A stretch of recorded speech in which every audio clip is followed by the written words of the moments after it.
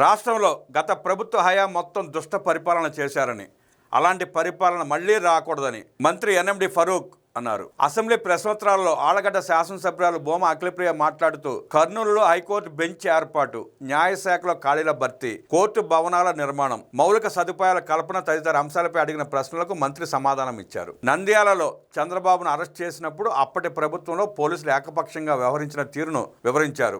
సీనియర్నని నన్ను ఒక్కడినే వదిలేశారని తనదైన శైలిలో మంత్రి ఫరూక్ చెప్పడంతో సభలోని సభ్యులు నవ్వులు చిందించారు. స్కిల్ డెవలప్మెంట్ కేసుకు సంబంధించి చంద్రబాబును జిల్లా కేంద్రమైన నంద్యాలలో స్థానిక మెజిస్ట్రేట్ ఎదుట ప్రవేశపెట్టమని చెప్పినప్పటికీ దుర్మార్గంగా రాజమండ్రికి తీసుకెళ్లడం జరిగిందని వెల్లడించారు.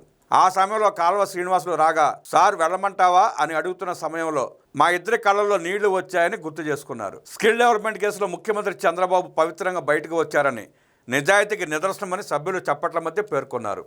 కర్నూలులో హైకోర్టు బెంచ్ ఏర్పాటు విషయంపై కూటమి ప్రభుత్వం ఇచ్చిన హామీ మేరకు కేబినెట్ అసెంబ్లీలో తీర్మానించి హైకోర్టు దృష్టికి తీసుకువెళ్లామని ప్రశ్నోత్తరాల్లో సమాధానం ఇచ్చారు.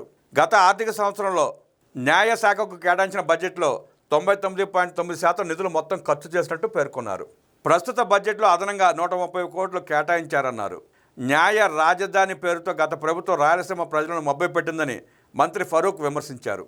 2026-2027 ఆర్థిక సంవత్సరానికి సంబంధించిన బడ్జెట్లో రాష్ట్ర హైకోర్టు రిజిస్ట్రార్ జనరల్కు 1352.49 కోట్ల రూపాయలు కేటాయించగా, ఇందులో 180.5 కోట్ల రూపాయల మౌలిక సదుపాయాలకు, అడ్వకేట్ జనరల్ కార్యాలయానికి 22.54 కోట్ల రూపాయలు, ఏపీ లీగల్ సర్వీసెస్ అథారిటీకి 48.65 కోట్ల రూపాయలు, ఏపీ జ్యుడిషియల్ అకాడమీకి 8.37 కోట్ల రూపాయలు కేటాయించడం జరిగిందని బడ్జెట్ను ఆమోదించాలని సభాముఖంగా కోరినట్టు పేర్కొన్నారు.